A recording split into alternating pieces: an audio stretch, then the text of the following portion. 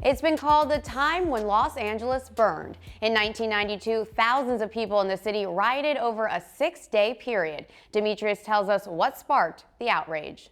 Tomorrow marks the 25th anniversary of the LA riots. And the reason people were so angry, racial injustice and police brutality, are both two big issues still burning today. For several days, a stunned nation watched violence fill the streets of Los Angeles. More than 50 people killed, 2,300 injured, and $1 billion worth of damage. The deadly violence began with an incident a year earlier. LA police officers were videotaped as they kicked and repeatedly hit a driver, Rodney King, after he was pulled over following a high-speed chase. As a young Black American, what does the name Rodney King mean to you? More so than anything, it means like the way that police and authorities see Black people, right? It's stopping a car of 4 Black people for no reason, dragging people out of a car, and then beating a Black man almost to death.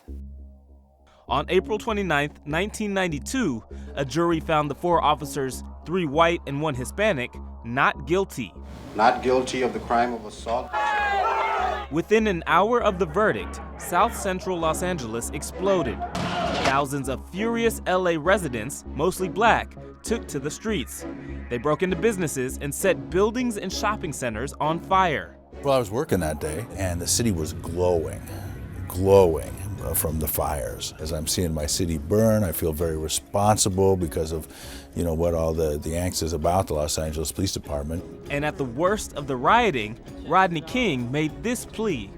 Can we all get along? Can we get along? Rodney King became a household name, a symbol of police brutality and injustice in a country that's been dealing with racial division for hundreds of years. The riots in 1992 prompted the LA Police Department and law enforcement agencies across the country to change their policies about appropriate force and improve their relationships with minority communities. Now, the use of non-lethal tools by police, like pepper spray and stun guns, is encouraged. And video cameras in police cruisers are common to record encounters.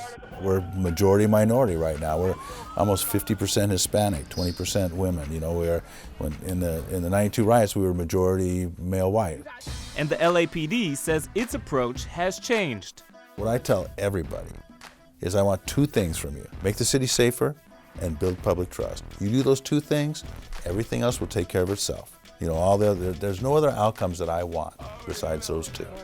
But many African Americans will tell you King's case was not unique back in 1992 or today. It just happened to be caught on camera, something all too common now when the tensions between law enforcement and Black communities across the country are still high. It would be unfair to say that nothing has changed. But when you take a look at a very macro sense, nothing's really changed, right? There's still institutional racism. Blacks are still being stopped by the cops, arrested by the police, at rates much higher than their white counterparts. We want justice!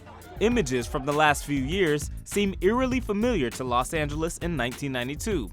Ferguson, Missouri protests and riots after a white police officer was not charged in the killing of Michael Brown. Then Baltimore, Maryland.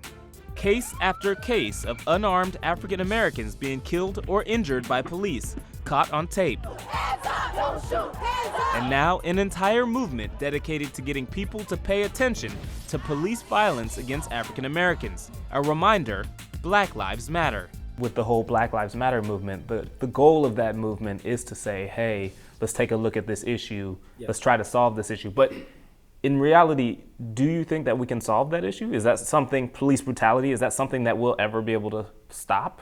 On a ground level, I'm still afraid of the cops as I was 10 years ago, and I don't think that's going to change anytime soon. I believe that we will win. Demetrius Pipkin, Channel One News.